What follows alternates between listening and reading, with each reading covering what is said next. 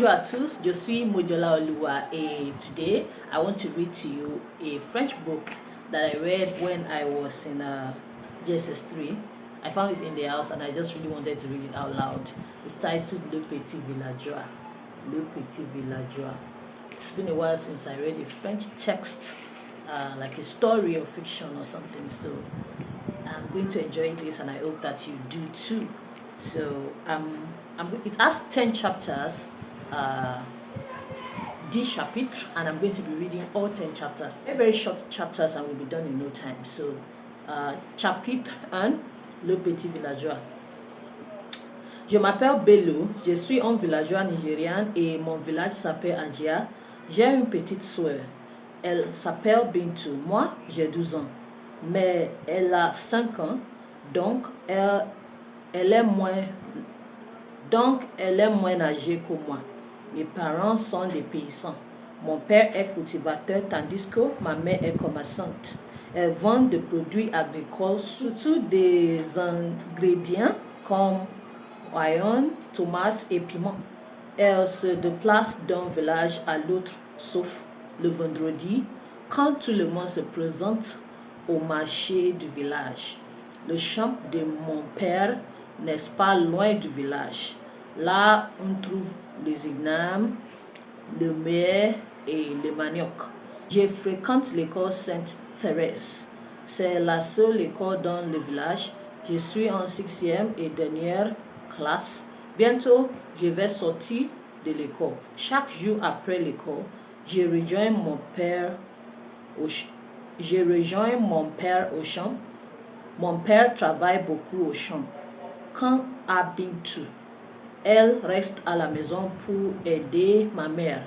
Maman prépare la nourriture dans la cuisine. Bintou va à la rivière pour puiser de l'eau.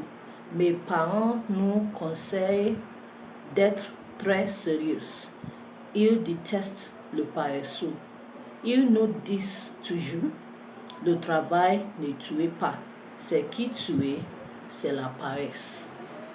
What this book is really talking about is just an introduction. Bello is telling us about his family. His father is a farmer, his mother is a trader, and he has a sister named Bintu. So he says that he told us he goes to St. Therese school, and that when he comes back from school, he joins his father at work. His sister stays at home and helps the mother. She fetches water at the farm. His parents are very hardworking and they believe that hard work does not kill. What kills is laziness. So that's basically what we have read. Chapitre 2, la rentrée. Aujourd'hui, c'est le 28 juillet 1997. C'est la rentrée et le premier jour de ma soeur à l'école. Très tôt le matin, Bintou se lève. Elle est en couette. Maman aussi se lève beaucoup plus tôt que d'ordinaire. Elle se lève à 6 heures d'habitude, mais aujourd'hui, elle se lève à 5 heures moins le quart. Son chapelet en main. Elle fait ses prières dans une petite mosquée près de la maison. À 6 heures précises, elle sort de la cuisine où elle prépare notre petit déjeuner, that's breakfast. À 6h04, nous sortons de la petite clôture qui sert de salle de bain. Je porte mon uniforme et maman aide Bintou, car elle est encore jeune. Après avoir porté nos habits d'école, nous mangeons ensemble. C'est liam que maman prépare avec la sauce aux légumes. L'école est à 5 minutes de marche de notre maison. Ce matin, Bintou est très pressée. Elle ne mange pas bien car elle veut être à l'école à l'heure. It's basically telling us about resumption, how he and his sister Bintou prepared for school. Their mom cooked them breakfast. The school is about 5 minutes. That's where it says it's 5 minutes de marche de notre maison from their house, and they ate ham and sauce and how they generally prepared for school. Chapitre 3. On joue à l'école. Mon sac à l'épaule. Je tiens ma soeur par la main gauche et nous quittons la maison. Avant le départ, maman me glisse en poche une poignée d'arachides grillés. That's roasted granuts. Quand à Bintou, elle reçoit le reste d'un grand morceau de beignet que maman lui réserve. Bintou n'aime pas les arachides. So Bintou I think she got puff puff or buns or bean cake or something because she does not like granuts. Nous voici maintenant arrivés à l'école. Nous allons directement dans ma classe et tout le monde regarde ma soeur. Certains disent qu'elle est belle, mais d'autres remarquent qu'elle me ressemble. So people are looking at his sister that she's so fine and that some are saying that she resembles. Un de mes amis de classe la touche. Elle lui répond d'un sourire sans rien dire. Puis nous sortons de ma classe pour rejoindre les autres élèves dans la cour. Bientôt, la cloche sonne pour nous inviter à la prière devant le bureau du directeur. Il y a 6 rangs. J'amène ma soeur au premier rang où se trouve le nouveau venu. Après la prière, une institutrice s'approche de nous. Elle nous regarde de près. Elle veut savoir si nous sommes sales ou propres. Chaque élève tend le doigt vers l'institutrice. À travers ses lunettes, elle voit les ongles longs et sales. Comme punition, elle donne des coups de règle sous la main. Notre mère n'aime pas la saleté. Elle est toujours propre. Elle s'occupe toujours de tout, y compris les langues, les dents et même les oreilles. Au lieu de recevoir des coups de règle, l'institutrice me tape très tendrement au dos pour indiquer qu'elle est contente de moi. Les nouveaux venus sont les plus propres. Leurs uniformes sont tout neufs et les cheveux et les ongles sont bien coupés. Maintenant, c'est le tour de Bintou. De mon rang, je la vois regarder le visage de la dame. Pour après, l'institutrice la tape au dos avant de continuer. So it's just talking about they went to school, he took roasted granuts, his sister did not like them, so she had a bean cake or something fried taken with her, and then it was her first day in school. That's what chapter 2 was about. So everybody was looking at her that, oh, she's so beautiful, and then they thought, oh, she resembles him, and then the head teacher came and was describing the head teacher and all of that, and then the head teacher addressed them and did the needful. So chapitre 4, il faut saluer le parent. Chaque matin, nous saluons nos parents. Comme je suis un garçon, je me prosterne tandis que Bintou s'agenouille. Aussi, j'observe très souvent que maman s'agenouille quand elle salue mon père. Quant à papa, il se prosterne en saluant mon grand-père. Mon père aime parler de choses que nous ne devons pas faire et de choses à ne pas manger ou toucher. Selon lui, par exemple, les jeunes doivent respecter le vieux. D'après lui, ce n'est pas seulement nos parents naturels que nous devons respecter. Au contraire, nous devons considérer tous les vieux du quartier comme parents. Les parents sont contents quand les jeunes saluent avec respect. Ils nous achètent beaucoup de choses et nous donnent beaucoup à manger. Les enfants qui manquent de respect pour les vieux ne sont pas du tout aimés. Par conséquent, ils ne grandissent pas comme il faut. So, I love this chapter. Oh, it's not finished. Au village, ce sont les jeunes respectueux qui acquièrent la sagesse des vieux. Ils rêvent cette sagesse aux jeunes respectueux qui aident les personnes âgées. I like this chapter because it's talking about culture. So it has pictures, by the way. Pictures. So I was talking about how he greets his father Bintu kneels down, he prostrates, the mother kneels down for the father, so the father prostrates for the grandfather. So just the father tells them what to do and what not to do, what to eat, what to touch and what not to touch or eat. And he also said the parents taught them that they are not to respect just their parents, but people who are like in a position of parents to them in the society. So it's basically just talking about the greeting culture. And that's where the title derives, Ifo Salue les parents. We ought to greet our parents. That's what Ifo Salue les parents means. I'm so happy because I instinctively remember many of these things from memory, what they mean, how they are pronounced. Of course, there are some that I did not too while reading this, but for the ones I remembered, it makes me feel really good.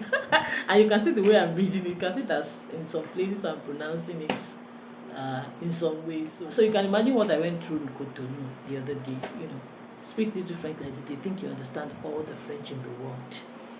Je vous présente mon ami, that's chapitre 5. Mon ami intimé s'appelle Uche Okoro, il est aussi âgé que moi, c'est-à-dire qu'il a 12 ans comme moi. Ses parents, Monsieur Agu Okoro et Madame Laura Okoro, viennent de l'est du pays. Son père est cultivateur et éleveur de chèvres. Sa mère produit et vend du foufou. Mon ami est de teint clair, il parle Igbo, sa langue maternelle, anglais et un peu de français. Il est chrétien alors que moi je suis musulman. Mon ami est court et bien bâti.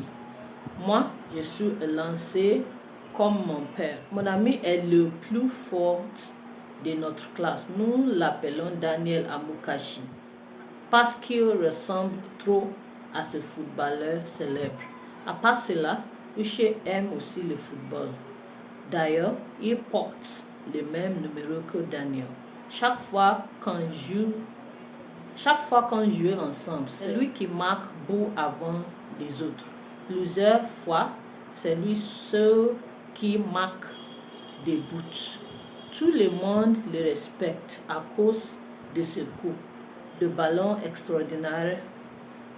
extraordinaire qui échappe presque sous le gardien debout. Malgré sa popularité, mon ami est toujours calme.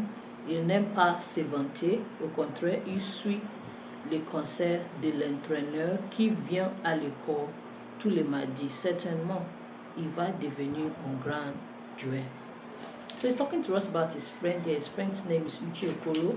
Parents are from the eastern part of the country. The mother sells food, the father is a farmer.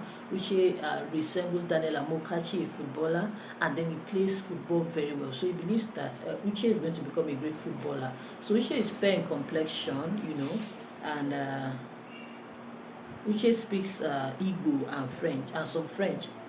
Like I also speak some French. So a few other things about Uche basically. Chapitre 6. Je suis admis au collège. Yay! He's going to college. Maintenant, c'est la fin de mes études à l'école primaire au village. Bientôt, je vais quitter le village pour aller à Ketu, où se trouve le seul collège de la région.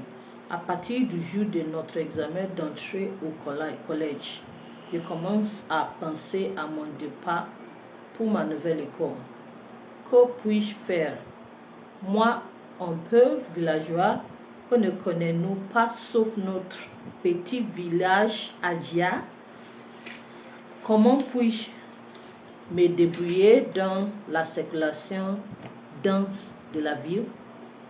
Telles sont des questions qui me viennent à l'esprit. Finalement, la liste des candidats admis arrive. Je suis le premier à arriver au bureau du secrétaire de l'éducation locale. Je regarde pendant longtemps le tableau d'annonce sans rien voir. Pauvre moi, c'est l'inquiétude que me rend aveugle comme ça. Après quelques minutes, je commence à voir clair. Nous sommes 35 dans la classe, mais la liste des admis en indiqué seulement 32. Qui sont les 3 malchanceux qui ne sont pas sur la liste? Je commence à me demander. Maintenant, je suis plus calme et bientôt il est clair que les 3 candidats malheureux sont Karim, Alao et Chikoudi. Quelle coïncidence, les trois sont les mêmes élèves qui ne sont jamais sérieux en classe. Ils ont l'habitude de déranger les autres, surtout quand l'instituteur est absent brièvement pour aller aux toilettes.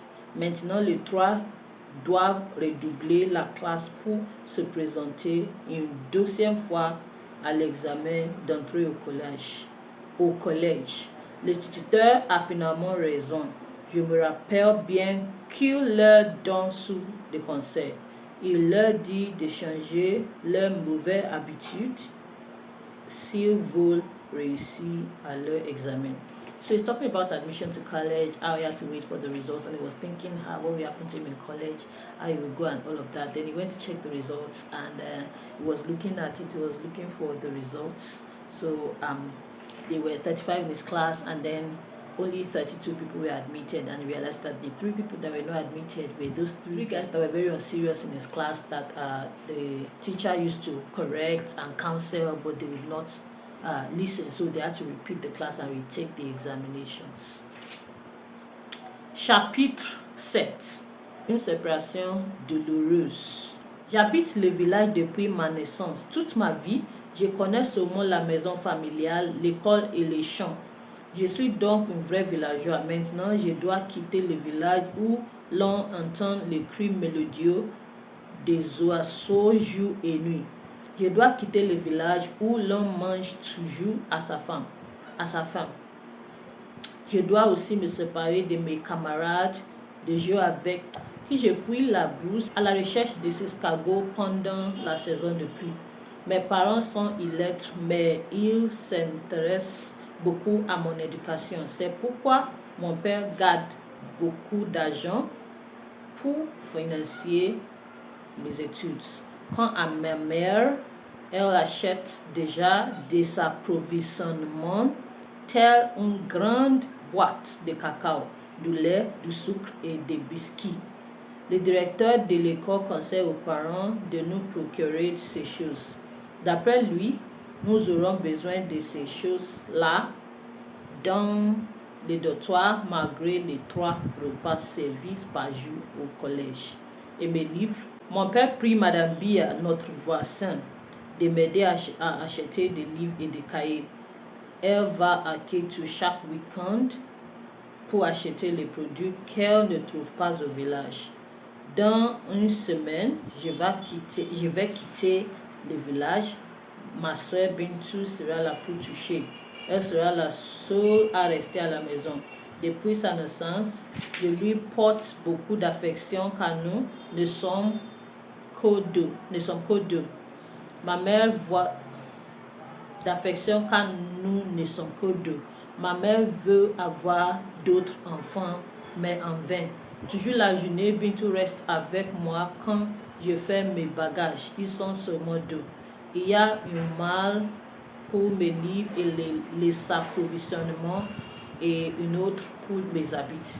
La veille du départ, mes parents m'appellent pour me rappeler des conseils qu'ils ont l'habitude de me donner. Bello, dit mon père, maintenant que tu quittes la maison, n'oublie pas ton origine. Rappelle-toi toujours que nous sommes pauvres. Méfie-toi des enfants paresseux et de voleurs. Et sois satisfait du peu que tu as. Que Dieu soit avec toi et te bénisse. Je lui réponds Amen. Aussitôt qu'il s'arrête, ma mère prend la parole. Bello, mon très cher fils, commence-t-elle. Tu es tout mon espoir. Demain, tu vas me quitter pour à l'heure où tu n'as ni père demain. N'oublie pas tout ce que ton père vient de te dire. Prends tes études au sérieux. Ma mère termine à peine sa parole quand elle commence à pleurer. Ma sœur aussi la rejoint à pleurer, sauf mon père qui est courageux. Après un instant, papa nous demandait d'aller nous coucher. Je m'allonge sous la natte avec l'image du nouveau collège en tête. Le lendemain, enfin le jour du départ arrive. Ma soeur m'accompagne à l'école qui est le point central de pas. Elle porte ma malle tandis que je prends la caisse des livres. Après le petit déjeuner, je dis au revoir aux parents et je sors de la maison accompagné de Bintou. À 8h précises, nous sommes tous dans les bus. Je vois la chauffeur qui monte dans les bus. Les bus démarrent et ma soeur recommence à pleurer. Pour Bintou, c'est une séparation douloureuse.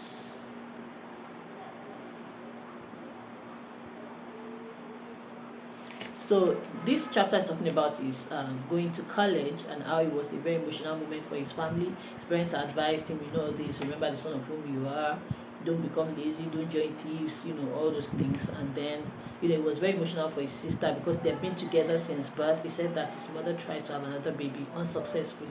So just the two of them now should be at home, he'll be in college. So the mother was crying, the sister was crying, only the father was, brave, and then he had to leave at some point. Chapitre 8. Mon premier voyage à Kétu. Les bus démarrent à 8h04 devant le collège. Le bus est plein de mes camarades. Je me trouve juste à côté de mon ami Uché. Ce matin, il porte une chemise brune sous une culotte bleue. Mais la chemise n'est pas de manches longues comme la mienne. Il me montre aussi sa nouvelle montre que son oncle Ogechi lui envoie de Port-Harcourt. Comme elle est jolie, cette montre, dis-je en admirant ce beau cadeau. Si ma mère me rend visite au collège, je vais lui demander de m'en acheter une aussi, lui dis-je. Mais moi, je porte un nouveau chapeau. Tous mes camarades l'admireront chaque fois que je le porte, même ce matin. Bientôt, nous arrivons à la rivière Oignon, où nous devons traverser les ponts étroits. Comme c'est un vieux pont, nous devons descendre du bus pour permettre au chauffeur de faire traverser les bus à l'autre côté sans problème. Les bus s'arrêtent et nous voilà tout dehors. Très lentement et avec soin, le chauffeur s'est débrouillé sur le pont. Le bus traverse et nous l'accompagnons à pied. Arrivé à l'autre côté, chacun lutte pour être le premier à gagner sa place, mais le directeur demande de l'ordre. Donc lentement, nous montons et regagnons notre place. C'est le directeur qui monte le dernier et nous continuons le voyage. Les bus descendent sur une pente et soudain, deux singes traversent la route. Le chauffeur vit un peu pour ne pas les tuer. Le directeur lui demande pourquoi il ne veut pas tuer ces animaux. Il répond, je suis père de jumeaux et chez moi, il est défendu à un parent de jumeaux de tuer un singe. Comme tu es superstitieux, crie le directeur. Maintenant, nous arrivons à un autre village, Kilibo. Là, j'observe qu'il y a beaucoup de canards pour ne pas les sécréter. Le chauffeur ralentit et nous travaillons le village avec précaution. Dans les pays urbains, tous les chauffeurs évitent de tuer des canards. On dit que cela porte malheur de les tuer. De ce village, nous continuons le voyage à gauche et à droite. À gauche et à droite de la route se trouvent des forêts. C'est pourquoi le chasseur de cette région y trouve beaucoup de gibiers à tuer. Après quelques instants, nous nous approchons de notre destination, le village de Kétu. Maintenant, nous entrons dans la ville. C'est une ancienne ville, mais j'observe que la route est goudronnée. Le chauffeur ralentit un peu.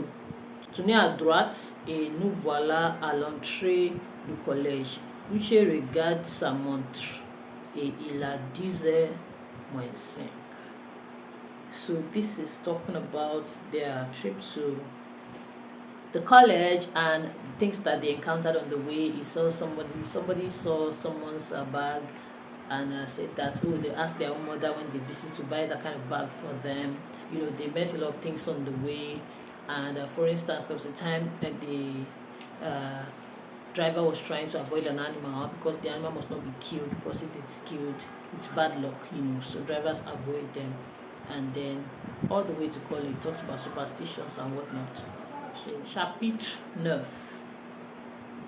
La vie au collège, life in the college. Je me trouve au bâtiment C, mais mon lit est un peu loin de celui de mon ami. Le jour de notre arrivée, on appelle le nouveau venu selon l'ordre alphabétique de nom. Puisque mon nom commence par l'alphabet B, il précède celui de Huchet. Monsieur Laleye est le professeur chargé de nos activités. C'est lui qui s'occupe du bonheur et de la discipline des étudiants au dortoir. Son appartement est à côté de notre dortoir.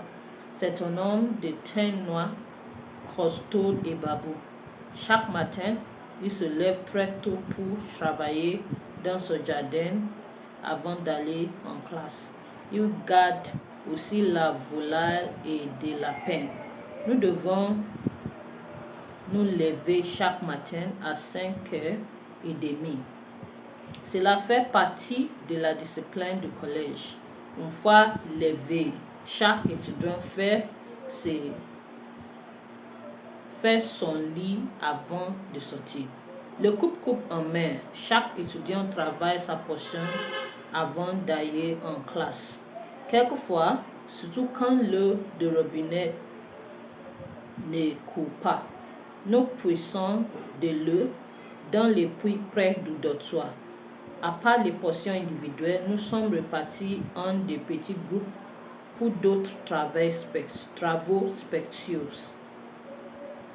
Mon groupe, par exemple, est chargé d'arroser le fleur près de l'appartement du chargé du dortoir. Pendant la saison de pluie, nous n'arrosons pas, mais nous travaillons beaucoup pendant la saison sèche.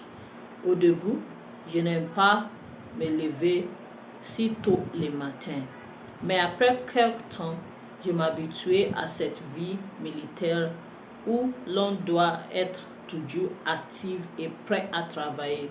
Malgré ces travaux, personne ne doit arriver tard à la grande salle où réunissent les étudiants. La prière du matin commence à 8h moins le 4. Tous les enseignants, y compris le professeur, se mettent sur les quais. Cela leur permet de voir tous les étudiants dans le vestibule. Il est donc difficile à quiconque de parler pendant la prière sans être vu. Le professeur Monsieur Couty, très vigilant, connaît tous les étudiants de nom et punit quiconque parle dans le vestibule. À tour de rôle, un professeur dirige la session de prière qui est toujours précédée par les hymnes. Nous prions à la mode chrétienne 3 jours par semaine, lundi, mardi et jeudi, tandis que le chef imam dirige les prières à la mode islamique le mercredi et vendredi. Les deux religions, le christianisme et l'islam, coexistant sans aucun problème. Le programme d'études du collège inclut le français et le professeur de cette matière s'appelle Monsieur Ojo. Il est grand, robuste et babou. J'aime son accent francophone. Il nous encourage toujours à aimer la matière, c'est-à-dire le français. Quelquefois, il nous parlait de la géographie des pays de la CEDEAO. Monsieur Ojo exige qu'on parle en français et quiconque s'exprime autrement en classe reçoit 2 coups de bâton sur la fesse. Chaque après-midi, à 2h30, le cloche nous invitait au déjeuner dans une grande salle. C'est le réfectoire. Nous prions d'abord ensemble avant de manger. On se dit bon appétit. Nous avons l'habitude de prendre les haricots tous les après-midi. Ça, le repas permet aux jeunes de bien grandir. Le soir, c'est le moins avec du pain, mais nous prenons le pain avec du thé pour le petit déjeuner. La sieste dure seulement 1 heure. Entre 15 et 16 heures, tout le monde doit se reposer. Après, nous regagnons la classe pour les études privées, toujours sous la supervision des professeurs. Comme dans la prière du matin, personne n'ose déranger les études du soir qui finit à 18 heures moins le 4. Le dîner dure 30 minutes, commence à 18 heures précises.